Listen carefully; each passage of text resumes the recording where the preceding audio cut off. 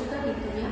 আমরা এখানে বর্জ্য পদার্থ দহনের ফলে যে আলোক শক্তি উৎপন্ন হবে সেই আলোক শক্তিকে তড়িৎ শক্তিতে রূপান্তরিত করার চেষ্টা করেছি এবং এই বর্জ্য দহনের ফলে যে পরিবেশ দূষণ হয় সেই পরিবেশ দূষণকে রোধ করারও একটা চেষ্টা করেছি।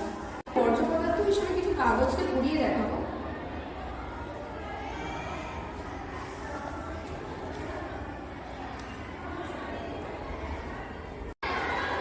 বর্জ্য পদার্থ দহনের ফলে যে আলোক শক্তি উৎপন্ন হয় সেই আলোক শক্তি এই সোলার প্যানেলে পড়ে তড়িৎ শক্তিতে রূপান্তরিত হয় এবং এই তড়িৎ শক্তি যে উৎপন্ন হচ্ছে তা আমরা ইন্ডিকেটরের মাধ্যমে দেখাবো।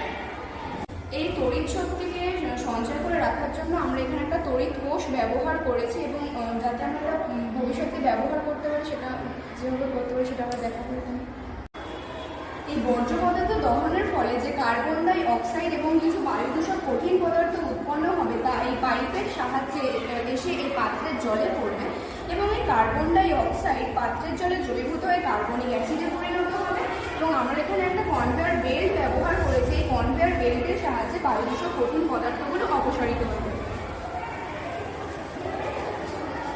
এবার এই অ্যাসিডযুক্ত জল এই পাইপের মাধ্যমে ওয়াটার ফিল্টারে আসবে।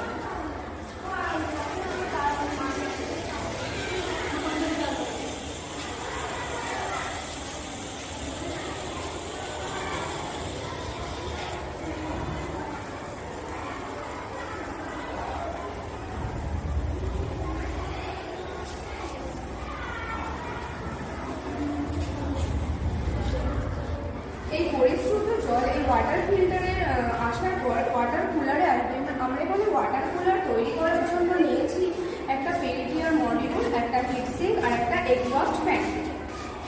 আমরা এখানে ঠান্ডা জল ব্যবহার করেছি কারণ কার্বন ডাই অক্সাইড ঠান্ডা জলে বেশি পরিমাণে দ্রবীভূত হয় এবং এই ঠান্ডা পরিশ্রুত জল পুনরায় পাত্রে এসে জমা হবে। সুতরাং আমরা এখানে কোনো পরিবেশ দূষণ না ঘটিয়ে এবং জলের কোনো অপব্যবহার না করে সহজেই বর্জ্য পদার্থ দহন করে তড়িৎ শক্তি উৎপন্ন করতে পারছি।